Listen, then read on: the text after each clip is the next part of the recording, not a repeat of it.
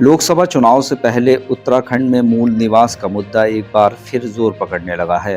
उत्तराखंड के तमाम संगठनों ने 24 दिसंबर को देहरादून में मूल निवास स्वाभिमान रैली बुलाई है। हल्द्वानी में मूल निवास पत्र 1950 को लेकर बुद्ध पार्क में तमाम संगठनों से जुड़े लोगों ने खुली चर्चा की, जिसमें तय हुआ कि किस प्रकार से देहरादून में सरकार का घेराव किया जाए। बैठक में वक्ताओं ने कहा कि प्रदेश के बाहरी व्यक्तियों को लाभ पहुंचाने के लिए सरकार नियमों के साथ छेड़छाड़ कर रही है। उन्होंने आगे कहा कि राज्य की नौकरियों पर पहले उत्तराखंड वासियों का हक है, लेकिन ऐसे लचर कानून की वजह से उत्तराखंड के बेरोजगार युवाओं का हक मारा जा रहा है। वहीं 1950 मूल स्थायी निवास और भू कानून को लेकर काफ़ी लंबे समय से आंदोलन किया जा रहा है, लेकिन सरकार के कान में जूं नहीं रेंग रही, जिसके चलते आगामी 24 तारीख को देहरादून में इस मांग को पुरजोर तरीके से उठाया जाएगा।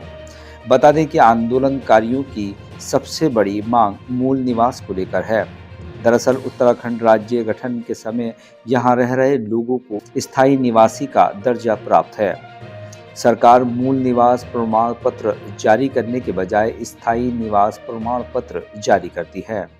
इससे स्थानीय लोगों के हक और हुकूकों पर मार पड़ रही है।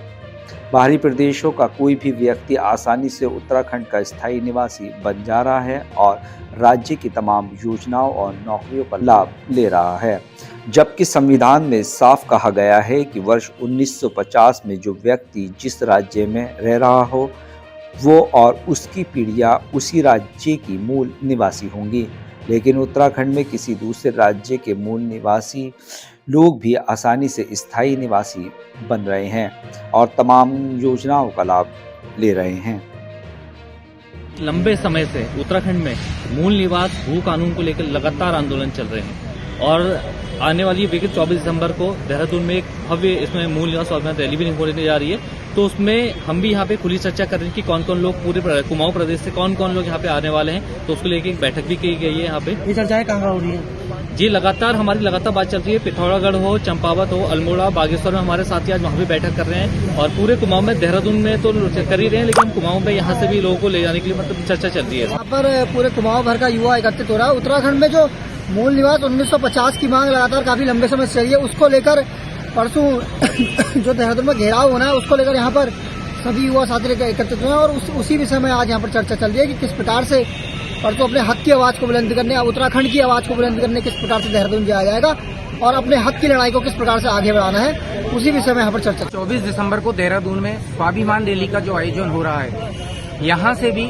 हम किस माध्यम से जाएंगे, कौन कौन जा रहा है, कैसे जा रहा है, उसी को लेकर हम चर्चा कर रहे हैं। क्योंकि मूल निवास अब हमारी जरूरत बन चुका है और मूल निवास हमारा अधिकार है। हम मांग नहीं रहे हैं, अब तक मांगने की मांग चल रही थी, अब मांग नहीं रहे हैं। अब मूल निवास हमारा अधिकार है, हमें दो।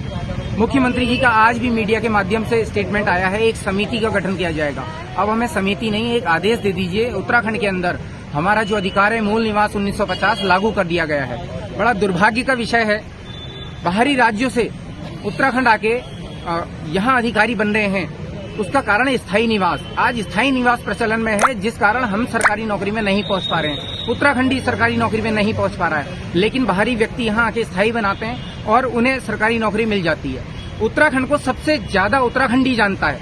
यदि इन सरकारी नौकरियों में उत्तराखंडी व्यक्ति होगा तो उसके अंदर एक उत्तराखंडियत होगी। और वो किस संस्था के तहत ये प्रदर्शन किया जा रहा है? संस्था के तहत प्रदर्शन नहीं हो रहा, खुली चर्चा, इसीलिए इस बैठक का नाम दिया गया।